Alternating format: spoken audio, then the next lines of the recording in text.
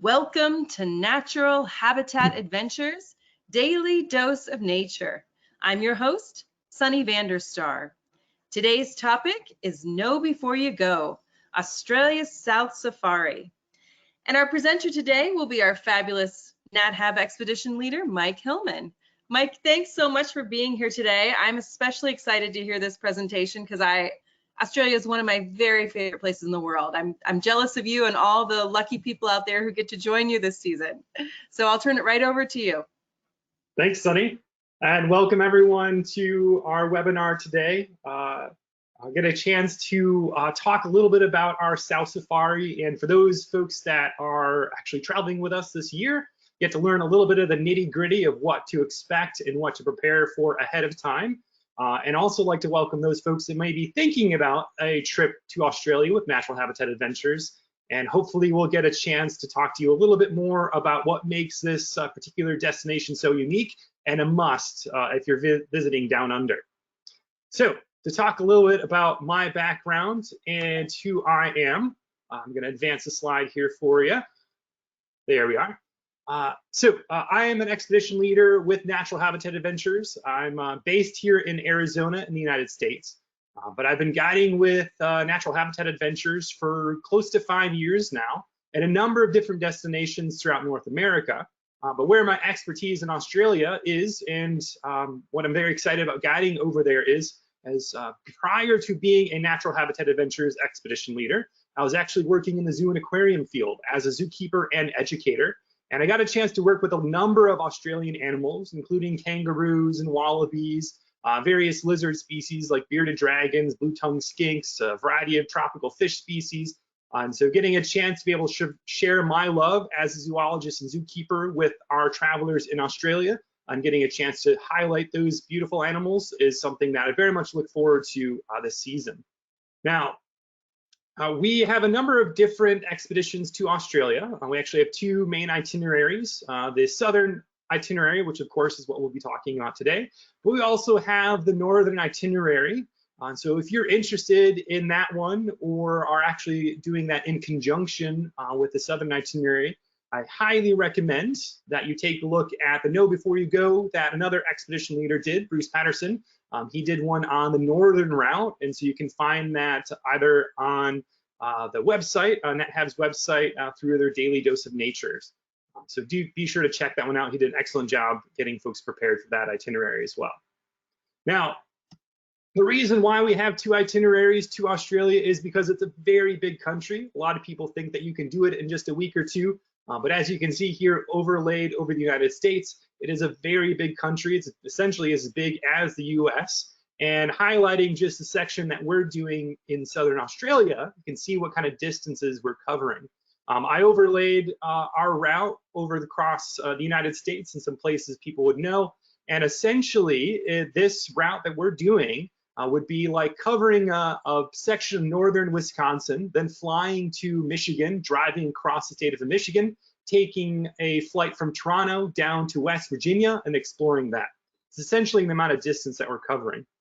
For those folks not from the US, another good example would be if you're checking out the greater London area, then flying on down to Switzerland, driving across the country of Switzerland, and then flying down and exploring northern Italy. That's kind of the distances that we're covering. Gives us a chance to really highlight the best parts of Southern Australia and get a chance to see a lot of the wildlife people are expecting and hoping to see. But of course, it means a lot of travel, both on planes as well as driving in the vehicle. So just kind of be aware of that as we're going along. And what we're really exploring of this beautiful continent, a lot of people, when they think about Australia, they think of the outback. The center of Australia, invariably any of the nature documentaries that you see about Australia, they spend most of their time focusing on the outback and the harsh conditions that are out there and some of the reptiles and mammals that eke by and survive and can even thrive in that kind of environment. But our itineraries, for the most part, are going to focus along the coastline. Particular to the north, we have the rainforest of the Daintree, but in the south, on our southern itinerary, we get a chance to see the Otways, as well as some very mountainous regions, some pine forests and coastal environments as well. And for me as a zoologist, something that I found especially fascinating is because of these diversity of habitats and how Australia as a continent formed, what we see is that 80% of our plants, our mammals, reptiles, frogs, and birds are endemic, meaning they're found nowhere else in the world. And so what that means for us as wildlife watchers is Australia is a treasure trove of unique species that you can't find anywhere else, and really lends itself to a very wonderful wildlife safari. In fact, we've got a number of different marsupial species. There's well over 200 marsupial species that can be found on the continent of Australia. Here's just a beautiful listing of some of my personal favorites. In addition to my background as a zookeeper, I'm a birding guide. And so Australia boasts a pretty impressive 850 plus different species throughout the continent. Now, of course, we won't see all of those on the southern itinerary, but they lend themselves to a lot of endemics, a lot of unique families of birds, and a lot of cockatoos and parrots and other species that are just going to be a wonder and certainly well sought after during our time in southern Australia. Now, we're going to be going through essentially what you'll be getting as the pre-departure briefing. So if you've signed up for this trip, you'll be getting either one of these pre-departure briefings in the mail, or you're going to be getting an electronic version if you elected to do that. And that's going to have a lot of the information I'm going to be covering here. I'm just going to be able to provide some examples, expound on some of the details a little bit. And of course, towards the end, give you a chance to ask some questions if there's some things that weren't as clear.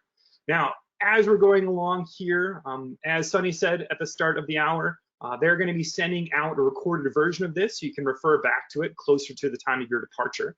But if you're interested, there's a few slides that I would recommend either getting a picture of or referring to later. So if you have your phone handy and can get the picture ready, there's a few slides I would recommend taking pictures of, because those will be good resources as you move along. And the first one is actually going to be as we touch on something that I like to get out of the way at the beginning, and that's our COVID safety protocol. So natural habitat, as you may be familiar if you've taken other trips with us over the last couple of years, we have done a lot to make sure that our travelers are as safe as possible while traveling both domestically in the United States as well as internationally. So all of our protocols are going to be out of an abundance of caution, trying to mitigate as much risk as possible. Of course, we can't get rid of all risk. We're traveling internationally, but our protocols are going to help us stay safe, help us stay healthy, and of course, help us to enjoy the entirety of our expeditions while we're out there. Now, as far as what to expect COVID protocol-wise, what I would suggest actually is taking a picture of this slide here. You can see the URL at the top. nethab.com/covid-info/destination-requirements/Australia. As you get closer to your particular trip, I would recommend visiting this website. And the reason for that is, of course, our season for these trips are quite broad. Over the course of an entire year, we've got a number of departures. And not only are we dealing with our own protocols as a company, but we're also dealing with protocols of another country, in this case, of course, Australia. So those things are constantly evolving and changing. And so I won't go too much in the nitty-gritty of exactly what to expect on your departure, because they may change between now, when we start trips here in mid-October, through when you may do your departure maybe next year sometime in the middle of April or June or what have you. So I would recommend reviewing that website as you get closer to your destination time to know exactly what kind of masking requirements we have, vaccinations, as well as testing are concerned.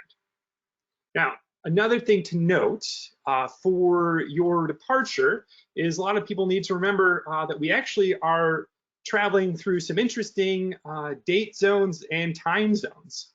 If you're coming from North America, you're going to be crossing over the international date line, meaning that what was October 16th in North America is actually October 17th in Australia. And in addition to that, we're also going to be in two different time zones on this departure. So in Southern Australia and in Victoria and Tasmania, you can see between those two, we have two different time zones. Victoria and Tasmania is what's known as Australian Eastern Standard Time, and they observe daylight savings time. And Australian Central Standard Time is actually on the half hour, not on the hour. So I would recommend, if you're curious exactly what times you're looking at when you're there, Adelaide is the main destination to start our itinerary. That's in Central Time. And then in Victoria, we've got Melbourne and Hobart. Those are the main towns. You can look up times for the middle and end of our time there during our departure. Another thing that we're going to get questions on, of course, is what is the weather like? And because we're in southern and coastal Australia, we end up with some fairly mild weather compared to some of the higher temperatures you would expect in the outback and in northern Australia, which is, of course, closer to the equator. And so in your pre-departure briefing, you'll see these diagrams, which are, of course, average temperatures, both high and low, for some of the different main locations we're going to be spending our time in. So I would refer to these. In general, here is another slide that you might want to get pictures of. And this essentially shows the averages and estimates of what we'd expect. Of course, every single year is going to be a little bit different. So the next slide, which we'll show here in just a second, refers to some more specifics. But if you're looking at the start of Australian summer, which of course is the opposite of North America's winter, we'll see that October and November, we're looking at lows in the 50s, and it gets a little warmer in December into the 40s and 50s, and then up into the mid 60s and mid 70s. And then during Australian summer into Australian fall, which is January through March, we see temperatures that get higher into the 80s, with lows that are sitting around the 40s as we go along. And then in general, our October-November departures are going to be slightly rainier.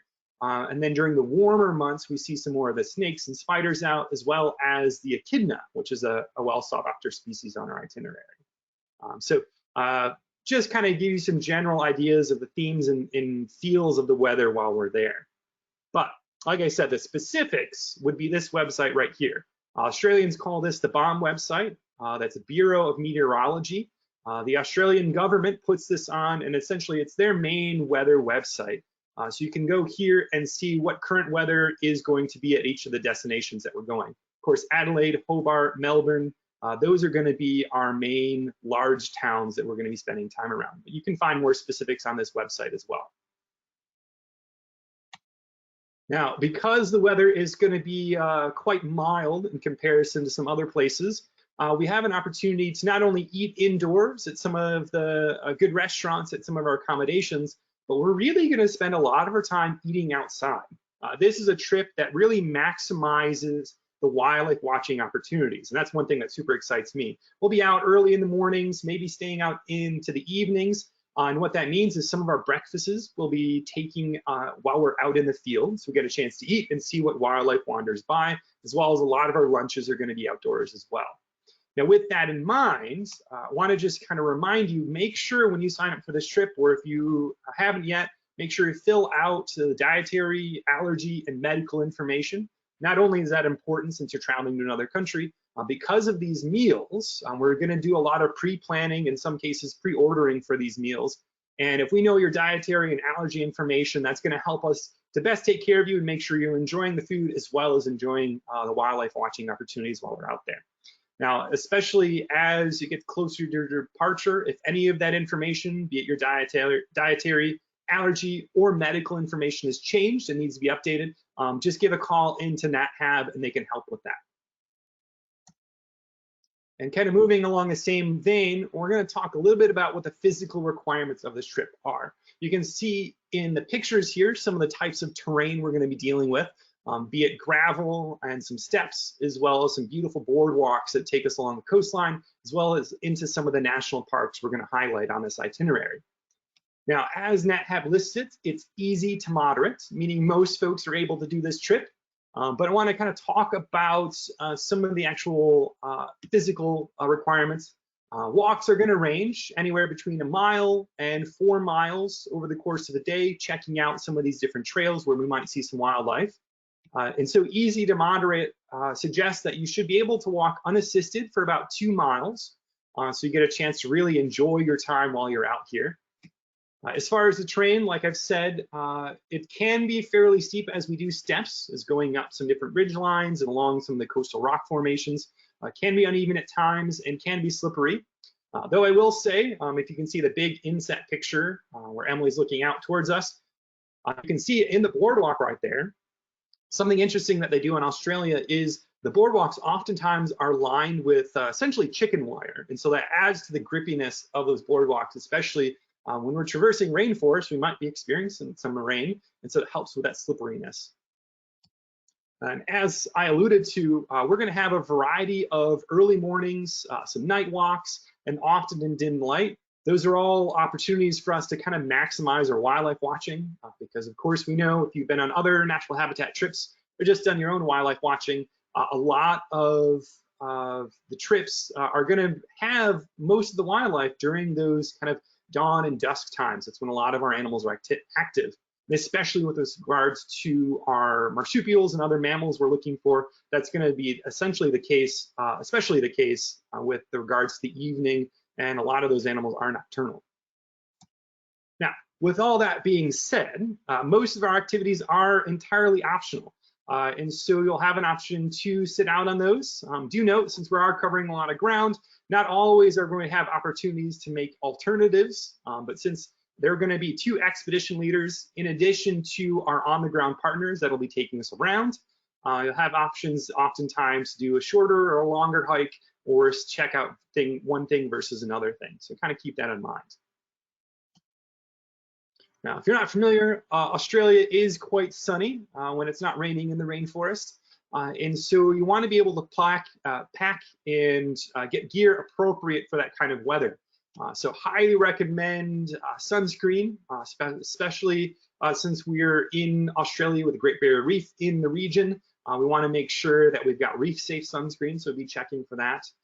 In addition, as I highlighted up here, you're going to have things like a good sun hat is an absolute must. And we're not necessarily trying to win any fashion contests when we're out there in the field. So nice baggy clothes, lightweight, breathable stuff is going to help with the sun. In addition, that'll help with the bugs as well. We'll have bug spray available to you, but if you have something that works best for you, maybe you might want to think about bringing that along. But those are all things you want to think about when packing for a trip like this, is warm weather and versatile clothing depending on if it starts getting cooler or starts getting warmer later in the day. Something I absolutely recommend, of course, is rain gear. Anywhere we go, it's possible that it could rain, so you want to have that. Rain gear, like our zip up top there, is also great as a windbreaker. Since we are coastal, we're going to be on a couple islands. The wind can be a bit higher, and so you want to make sure to have that extra layer is going to help cut that wind as well as any potential rain, as well as some good walking shoes. As we said during the physical requirements, we're going to be on our feet quite a bit as we're checking out various areas looking for different types of wildlife. So having good footwear to be able to handle the trails and the different types of terrain is an absolute must. And very much recommend that you test your gear before you come all the way over to Australia. Make sure your rain coat still works. A lot of the raincoats these days, that rain waterproof coating on the outside of it can wear away over time. And so what worked a couple years ago may not work if you're just pulling out of the closet now. The same can be said for hiking shoes. I can't tell you how many times I've had guests bring hiking shoes or walking shoes that they haven't used in a few years, but they still fit. And then they go for their first walk and they disintegrate because the glue has rotted on the soles or what have you. It's happened a couple of times to me, pretty predominantly in Alaska as well as Greenland. So definitely recommend taking your rain gear out on either walking in the rain by you, or even taking in the shower, see if it still keeps you dry. And then of course doing a couple of walks in your hiking shoes to make sure they still work and they still fit appropriately. Now, as far as technology is concerned, cell phones and Wi-Fi signal. Well, we are going to have pretty good cell phone signal and Wi-Fi in our main towns, things like Adelaide at the start of our trip and towards the end of our trip in Hobart. Our cell phone service throughout the rest of the trip can be spotty at times. We're going into some remote areas. Of course, that's where the wildlife is oftentimes at its best.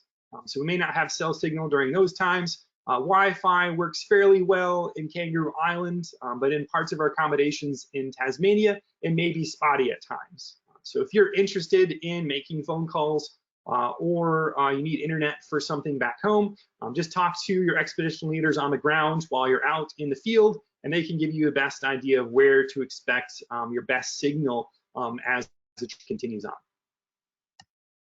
And another thing to think about traveling internationally is adapting your electronic devices to the electricity in another country.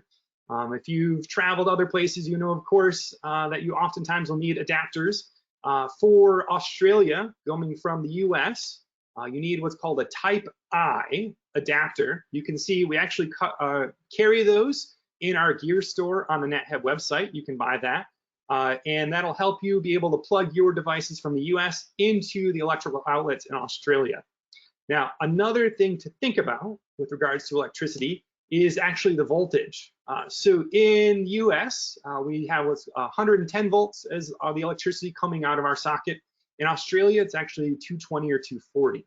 And so in some cases, you may need also a power converter, changing that voltage between the two. Otherwise, you risk damaging your electronics.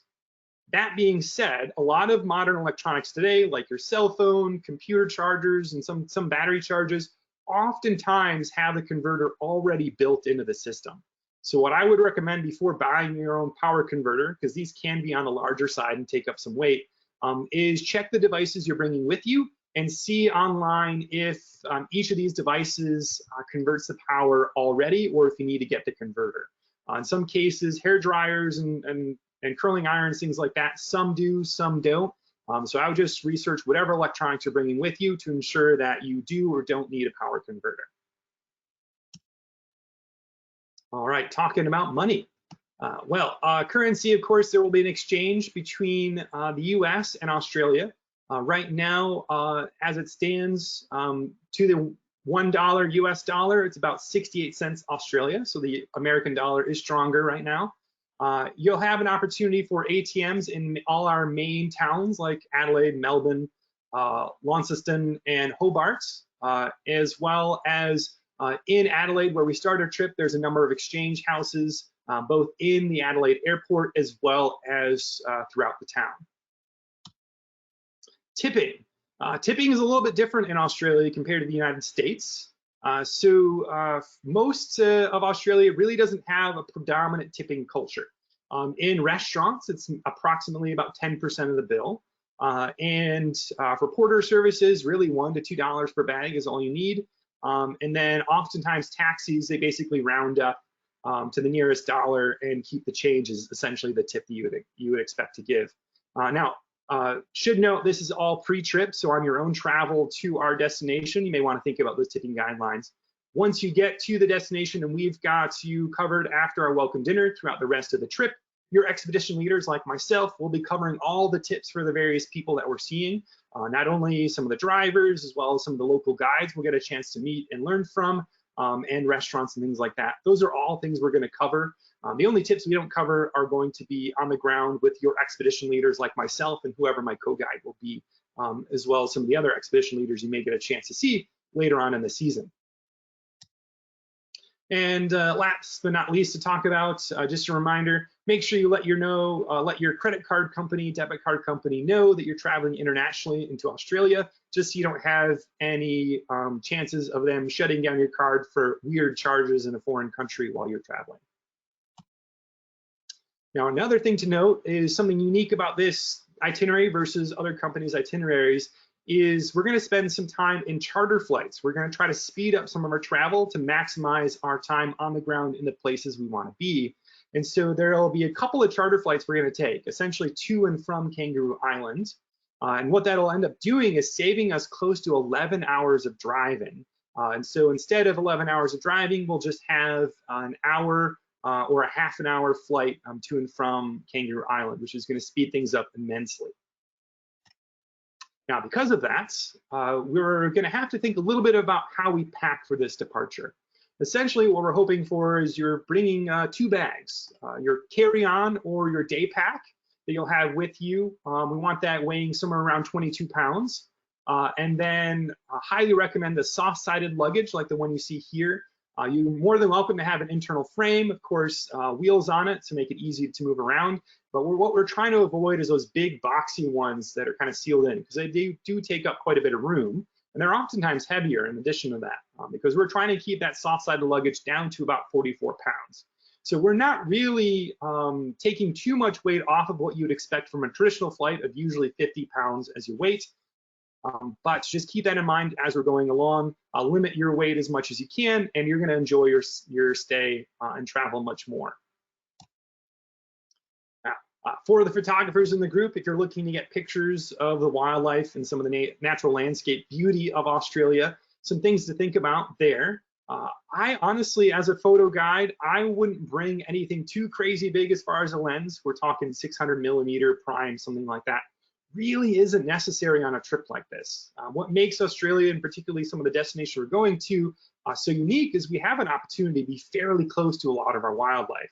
And so I would think of something around, if you want more of a telephoto lens, somewhere around 200 to 400 may work just fine. And then something relatively close, like a 24 to 70 or 70 to 200, somewhere in that range, a couple of lenses is really what you need.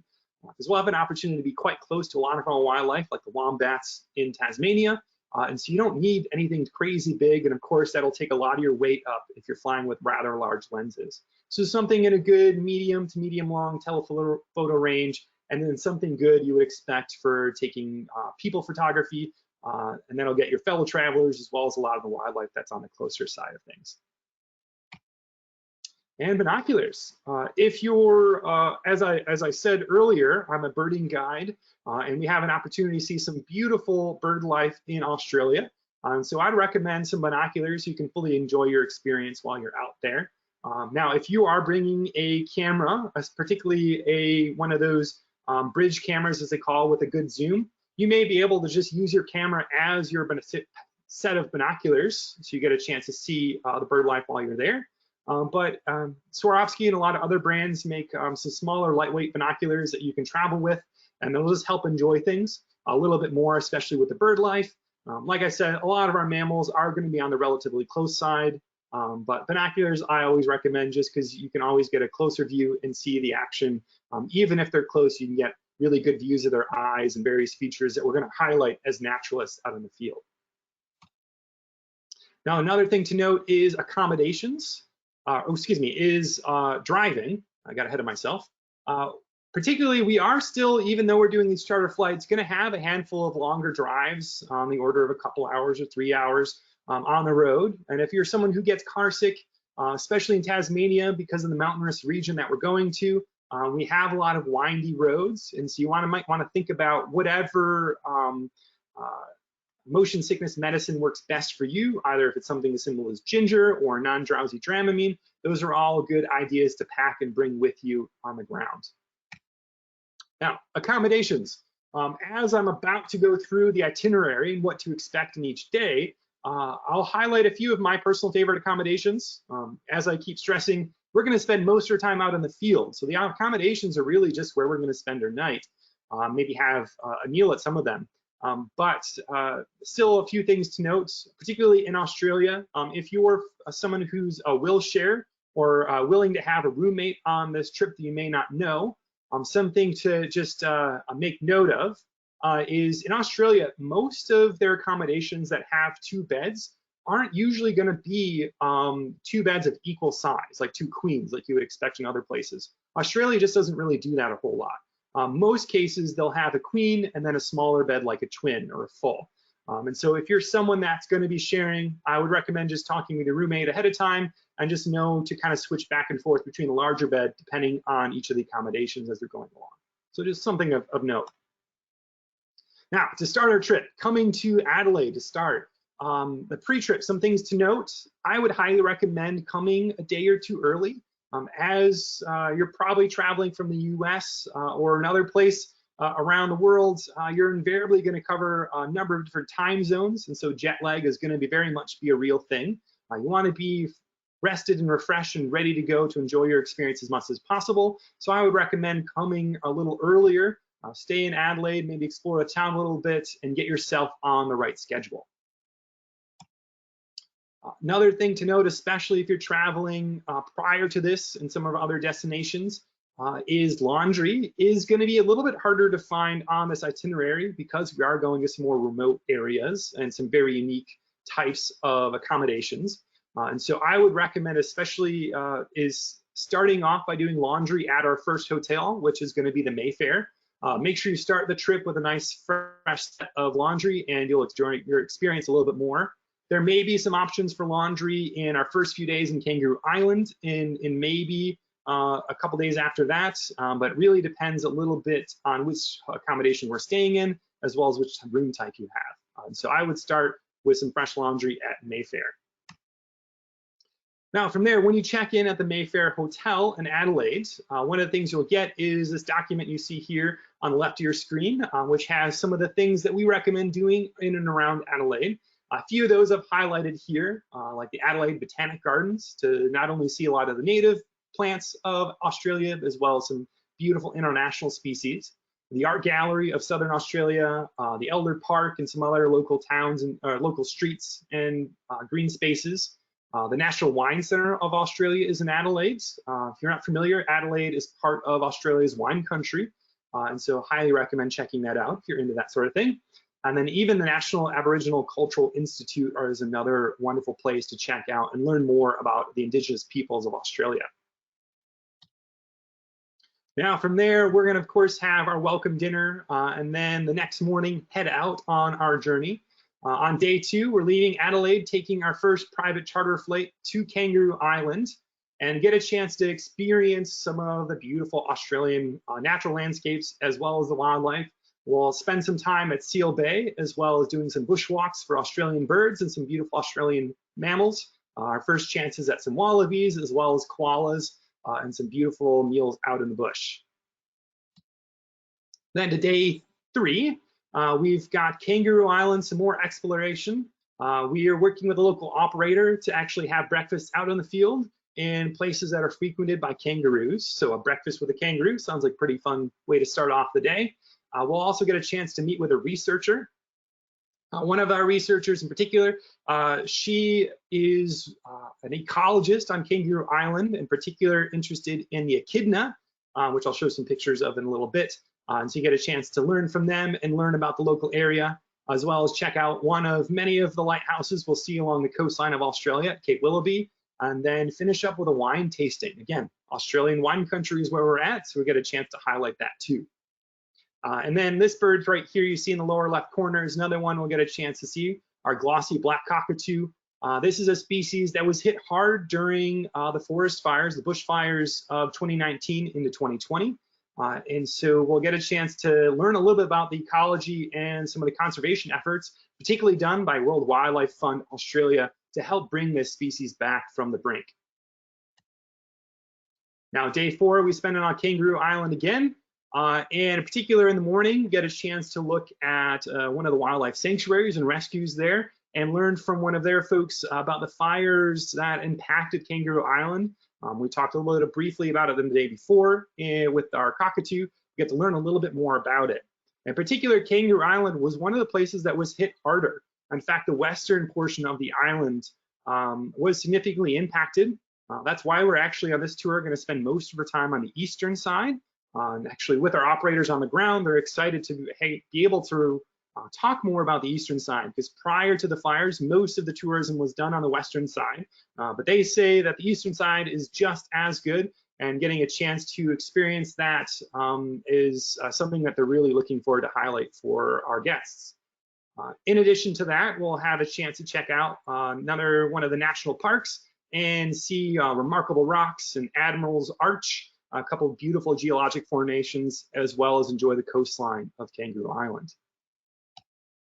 Now from there, moving on to day 5, we're going to leave the island and head back to the mainland and go to Warrnambool with another private charter flight and a number of different sites along the coastline there. Our first stop will be at Tower Hill Wildlife Reserve, which is what we're seeing in the upper left corner, as well as the bottom left you can see there with the emus. That'll be our first chance to see the largest bird in, or largest flightless bird in that region of Australia.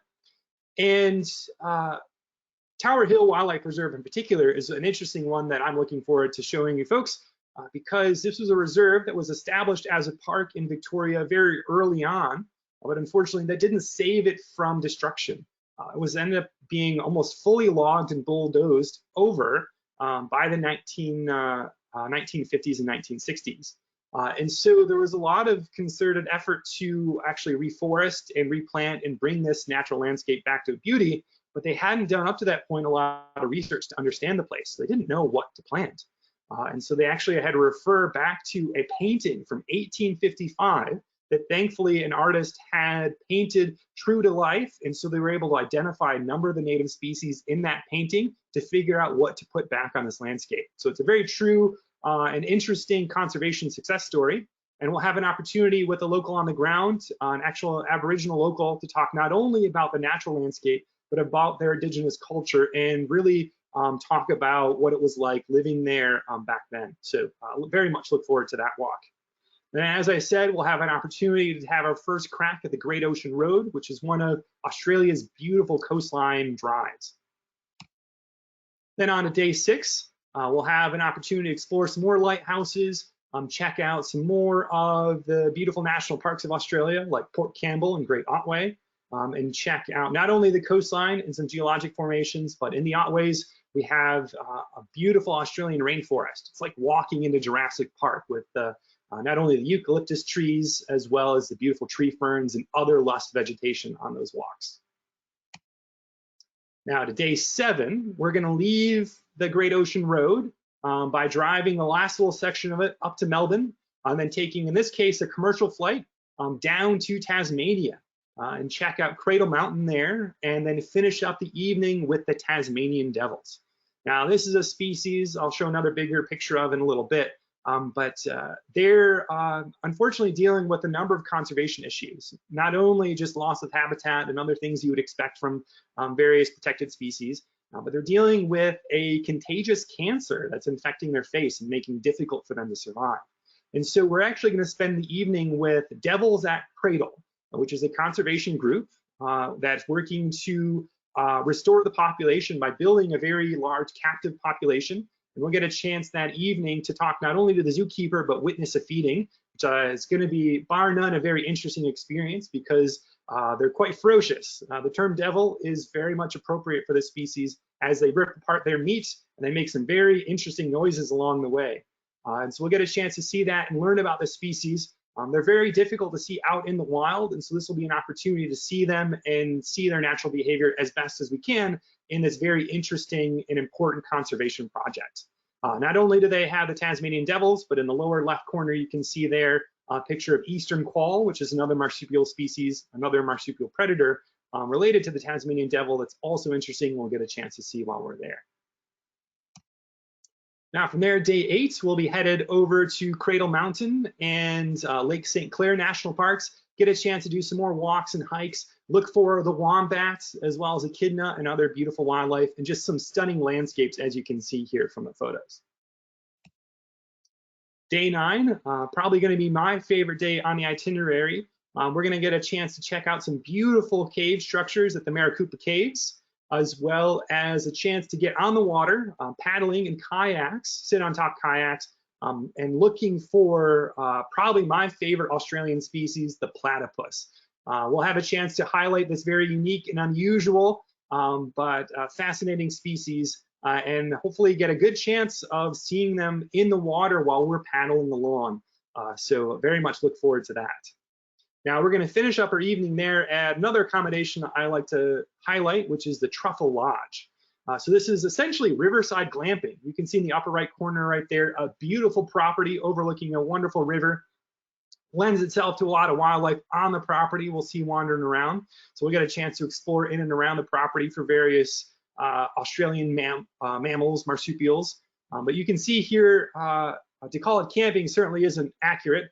Glamping is much more accurate. There's ensuite bathrooms, there's electricity, and just a beautiful, stunning front view out over the river and the rest of the Australian country there.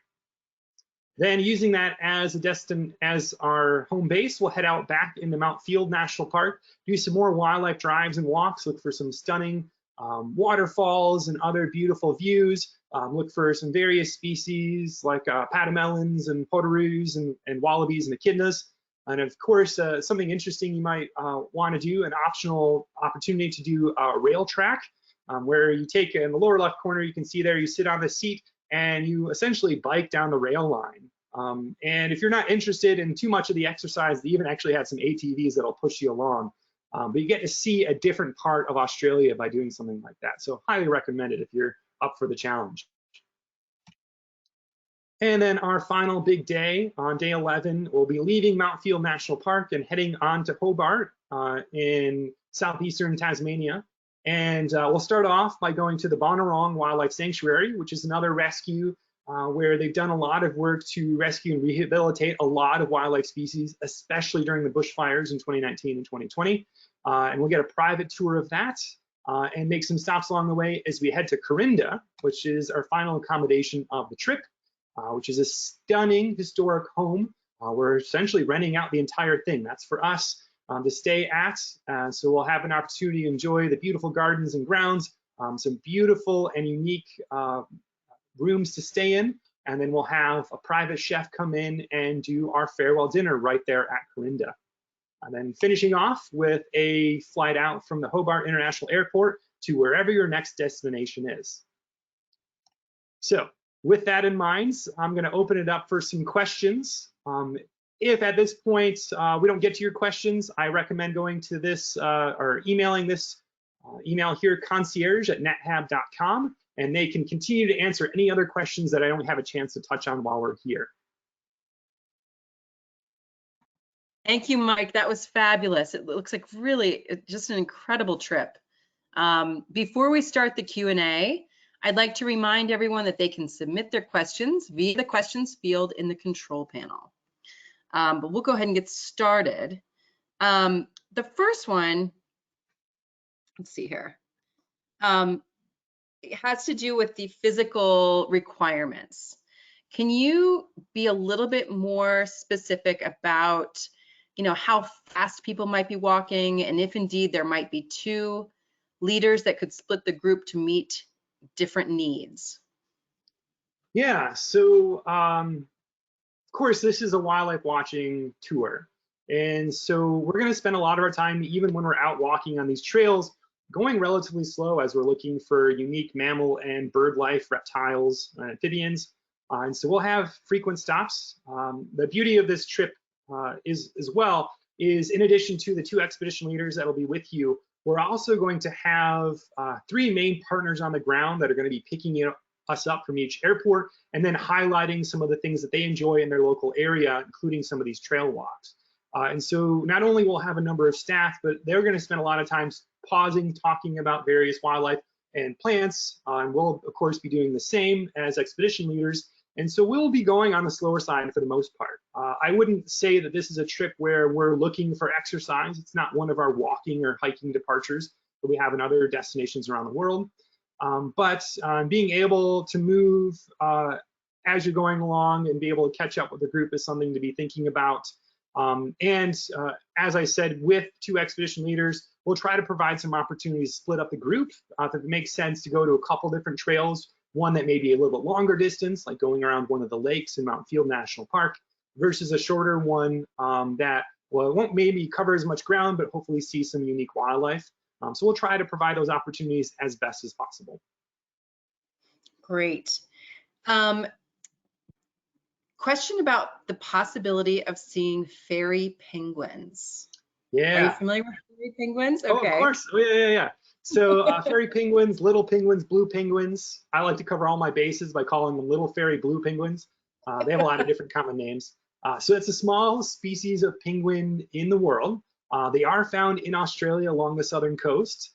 And so we may have some opportunity to see them in Kangaroo Island or along the coastline in the Great Ocean Road area to a small extent. And so we'll try to make an opportunity to do that. The biggest limiting factor to seeing them is actually the time of day. Most of their foraging in activity is out over open water during the day. So when we're driving by some of the sites, we may not have an opportunity to see there would be a colony of penguins right there, but they're all out eating for the day, so they're gone. And so we have to be going out in the evenings, oftentimes after dinner, to try to see them coming back from the shore, from out in the ocean back to their burrows where they live overnight. And so we'll try to make that an opportunity for each of our departures to be able to see the penguin as well. Excellent. To get to the caves or see the platypus, do you have to use the kayaks? So the cave area is a separate thing from the paddling, so you don't have to worry about kayaking with that. That's just driving up to a cave like you would here in the States and then going to explore the inside of it. As far as the paddling for the platypus, so that is an optional thing since we are going to be within a couple minutes of the Truffle Lodge where the glamping is done. So we can have you stay there if you want to just enjoy the river from where you're at. But if you want to enjoy the platypus, while it's a very good opportunity to see them on the paddling, there will be a number of other places in Tasmania where we may make some stops to try to see some platypus as well. So I wouldn't say if you don't go paddling, you're not going to see platypus. We're definitely going to put some effort to see them at least a few times. Can't guarantee it, of course, it's wildlife. You're going out into the natural environment. But as myself as a platypus enthusiast, I'm going to make some opportunities to try to see them a few times, both while we're paddling as well as while we're just on the ground, either in the vehicles or walking around some of the properties. Sounds good. Thanks for clarifying that. Yeah, of course. Do you recommend folks bring a tripod? I would say probably not. Reason I say that, a lot of the photography is going to be wildlife. And while we may be moving slow on trails from time to time, we're going to be changing our environment quite a bit, going in and out of vehicles and things like that. And so unless you're very comfortable with your tripod and you have a very lightweight travel tripod, I would recommend, if you're a photographer, just shooting at a little bit faster shutter speed to be able to get some of those shots. Now, of course, like I said, we are going to do some of our wildlife watching in the evening when the light's going to be dimmer. So it may make sense to do it then. But we may also have an opportunity with flashlights to not shine directly on the animal, but shine off to the side, so we're not affecting it necessarily, but adding a little bit more light to your photography so you can get that shot, even if you're handheld. So unless you really are adamant about bringing your tripod, I probably wouldn't recommend it, just so you're a little bit more flexible on the ground as we're getting in and out of destinations and seeing a lot of different things. Sounds good. All right, a couple of questions about restrooms. Will the guests always have ensuite bathrooms or shared bathrooms? And how do you handle bathroom stops when you're out in the bush? Right, right. So of course, Natural Habitat Adventures have been doing these trips for quite a while. And so we know that when we're traversing a lot of destinations here, going from one area to the next, we won't necessarily be in the car full 3 hours that we have to between two different destinations. We'll find opportunities to use restrooms. We're also visiting national parks, and very similar to the US national parks, there's oftentimes restrooms nearby, either at trailheads or stops in between trailheads. And so we'll make those opportunities as best we can. Depending on the destinations that you're in, the accommodations that you're in, I would believe in every single accommodation you have restrooms en suite to your hotel room. Or in the case of the tent, of course, have en suite restrooms at the Truffle Lodge. Great. When you're walking in low light, is it okay for participants to wear headlamps, or is that going to interfere with wildlife? For sure. I would suggest if you've got a headlamp and if you're comfortable using the red light feature, if you've got one of those style that switches to the red light, that's oftentimes better for evening walks with wildlife. It's generally less obtrusive to the wildlife themselves. In addition, it also allows your eyes to stay adjusted to the lower light. If you use bright white light and you turn those off because we see the wallaby in front of us, may take a while for your eyes to adjust. And so if you're able to walk with the red light, that's the best way to do it, in my opinion. But of course, safety is paramount. We want to keep you upright on the trail. That's number one. And so if you need those kinds of lights, we can work around it as best we can. And we may just make stops and pause, turn off lights, and just see what comes to us. Those are also opportunities, especially when we're on some of the properties around some of our accommodations. Okay. Is there an extension to, and I might pronounce this incorrectly, Freyset or Freyset National Park? Are you familiar with that? Yeah. So, background? I'm sorry, say again? Oh, just, is there an extension? And if not, any comments about how one might explore that on their own? Mm-hmm. Yeah, so I think that was originally part of our itinerary back in 2020 when we first set up this trip. And we've changed things since then over the last couple of years to highlight some different features of Tasmania. And so with that national park, it's not an official extension with Natural Habitat Adventures. What I would suggest is just tacking it on from where we're going to pause in Hobart. You can make kind of find one of the local companies there. I wouldn't have any off the top of my head to recommend necessarily, but maybe a concierge team will be able to help you with that, or a travel agent be able to add that extra section onto the tail end of this trip, since you'll be right in Hobart, and then head east towards the coastline to get that national park as well, is what I would recommend. Excellent. Can you speak about the bugs? Are they problematic? And also, are there snorkeling opportunities? Mm-hmm. As far as bugs are concerned, it depends a lot on the time of year. Typically, the warmer months, the summer in Australia, which would be the winter in the United States, that's where you're going to see more bugs. But we're going to try to do our best to limit that as much as possible, as well as have an opportunity for bug spray and bug nets potentially if needed. So I would say don't worry too much about it, but like I said, longer, baggier pants, longer, baggier sleeves, those are all things that are going to help when you're out in the field, especially if we have bugs in and around the area. As far as snorkeling opportunities, so where we are going, we don't have the same reef structure that you would have on the northern itinerary and where they're checking out the Great Barrier Reef. Because the Great Barrier Reef runs more or less along the entirety of the east coast of Australia. And we're really staying kind of south central during this trip. And certainly because of that, and you can see, of course, the weather that we're experiencing, we're on the colder side as far as the weather. So it's not as tropical of waters as you would expect in parts of Queensland in particular. And so we don't have any snorkeling opportunities listed on this itinerary. Maybe an opportunity for you to set up something on the side, but that may be either doing that ahead of time prior to getting to Adelaide, or after in Hobart as part of your own destination, or skipping something in the middle. But I wouldn't say there's anything in particular that I would be going for as far as snorkeling is concerned. I would say tack that on as an addition and go check out the Great Barrier Reef in particular. Really great spot to do some snorkeling there. Okay, circling back to bugs, there was another question about small black flies. Are small black flies one of the bugs that you might encounter where you're going to be going?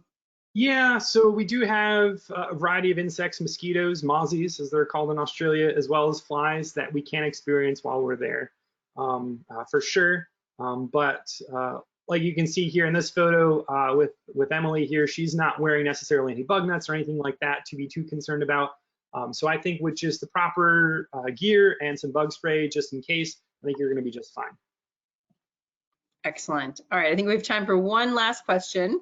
Can guests expect to see koala bears? Yeah, so that is definitely one of the big ticket animals. And it's one of the things I really love about the South departure. Is all of the animals when you think of Australia, like the kangaroos and the wallabies, the platypus, as we've got on the screen here, koala, echidnas, those are all species that are our target species on this trip. The northern itinerary gets a chance to see some beautiful landscapes and some interesting wildlife, but not as many of the target Australian animals you think of when you think of Australia. But they've got some great stuff, so I'd recommend both, to be honest. Getting a chance to see koalas, we'll start off with them in Kangaroo Island and a number of places, as well as looking for them along the Great Ocean Road. There's a number of places where we're going to do our best to see them, both up in the trees in the eucalyptus that they're found in, which can be on the higher side, taller trees, as well as we're going to stop at a number of wildlife sanctuaries and reserves where they're doing work to either protect that species in that area, or rescues and releases where we can see them up close and personal. So we'll have an opportunity with both with koalas, definitely. Excellent. Well, thank you again, Mike. That was super thorough and informative and quite enticing, I will say. I'm going to turn it back to you for any closing comments you might have. Yeah, thanks, Sunny. Folks, again, I really appreciate you listening in to this presentation. If you're taking this trip, I look forward to hopefully seeing you, if not one of our other expedition leaders that will be leading this trip. I say this is going to be an opportunity to highlight one of the best wildlife destinations in the world, which is, of course, the continent of Australia. Such unique and interesting species that can be found nowhere else in the world. And so be it the marsupials like our kangaroos and koalas, the monotremes like our echidnas and platypus, or the stunning bird life or very interesting reptiles, snakes and lizards and what have you, it's just a zoology paradise. And so I look forward to seeing you out in the field over the next year. Thank you. I also want to thank everyone who tuned in today. Please join us again tomorrow for our next daily dose of nature. You can check out this week's lineup, including registration links, on our website at nathab.com/webinars. We did record today's presentation, and we will have the replay available on our website soon. With that, I'll conclude the webinar. Have a wonderful day, everyone.